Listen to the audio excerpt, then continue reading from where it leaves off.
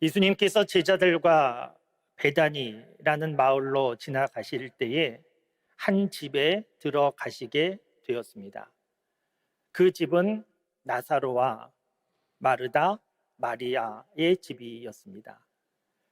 예수님께서 사전에 가시기로 약속하신 것 같지는 않고 그 베다니 마을을 지나가실 때에 마르다가 예수님을 보고 우리 집에 가시자고 초청하여서 갑자기 간 것 같습니다. 예수님은 12 제자와 함께 다니셨기 때문에 예수님을 초청한 것은 최소한 13명 혹은 그 이상의 손님을 맞게 된 겁니다. 그런데 마르다의 마음은 분주하여 손님 접대하기 위하여 음식을 준비하는데 동생 마리아는 언니를 돕지 않고 예수님께서 제자들에게 하시는 말씀을 그 앞에 앉아서 듣고 있었습니다.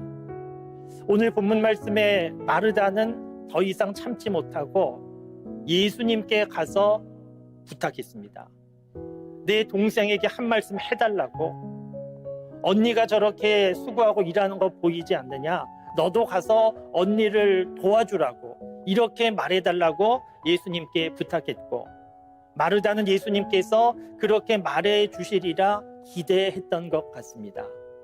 그런데 예수님은 마르다의 기대와 달리 전혀 다른 말씀을 하십니다. 오늘 말씀에 보면 예수님께서 마르다에게 말씀하시는 내용이 기록되어 있는데, 너가 많은 일로 근심하고 염려하는데 몇 가지만 하든지 한 가지만 해도 족하다. 내 동생 마리아는 이 좋은 편을 택하였으니 빼앗기지 아니할 것이다. 이런 말씀을 하셨습니다. 예수님께서 마르다에게 이것저것 준비해달라고 부탁하신 일은 없습니다. 마르다가 자원해서 잘 대접해야지 그런 마음으로 준비하기 시작한 것이고, 그런 마음, 그런 열심은 참 귀한 겁니다. 그런데 그렇게 자기 나름대로 열심히 수고하는 과정 중에 마르다는 점점 지쳐가기 시작했습니다. 점점 힘이 빠지고 피곤해집니다. 그리고 점점 일하면서 동생 마리아에 대하여서 화가 났습니다. 심지어 예수님에 대하여서도 원망하는 마음이 생겼습니다.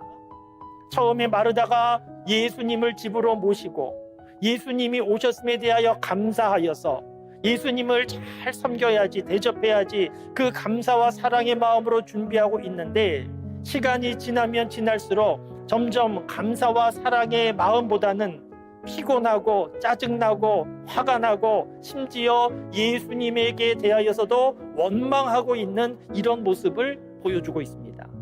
마르다의 문제는 자기 열심에 빠져서 열심히 하려는 것은 좋지만 점점 지치고 피곤해지고 그 마음속에 원망과 화가 나는 이런 모습, 마르다의 문제였습니다. 오늘 본문 말씀은 말씀드린 대로 마르다가 잘못됐고 마리아는 잘했다, 누가 옳은가 틀린가 이런 것을 구분하는 것은 의미가 없습니다. 마르다도 중요하고 마리아도 중요합니다. 그런데 오늘 본문 말씀 속에서 우리가 조금 더 관심을 가져야 하는 사람은 마리아임에 분명합니다.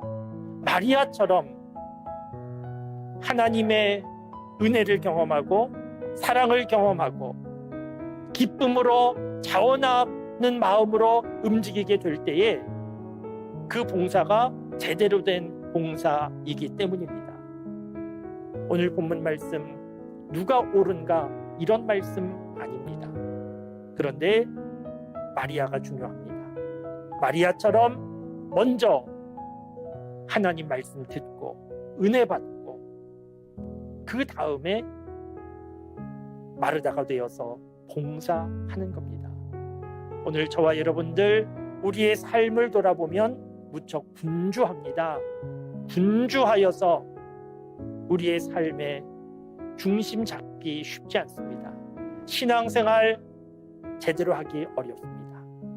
오늘 본문 말씀에 마리아 모습을 기억하고 하나님 앞에 있는 이 좋은 편 잃어버리지 않도록 주의하고 하나님 만나고 그 만남을 통하여 힘을 얻고 분주한 세상 가운데 흔들리지 않고 하나님 만남으로 은혜 가운데 믿음의 삶을 잘 살아가는 저와 여러분들의 삶이 다 되실 수 있기를 주님의 이름으로 축원합니다.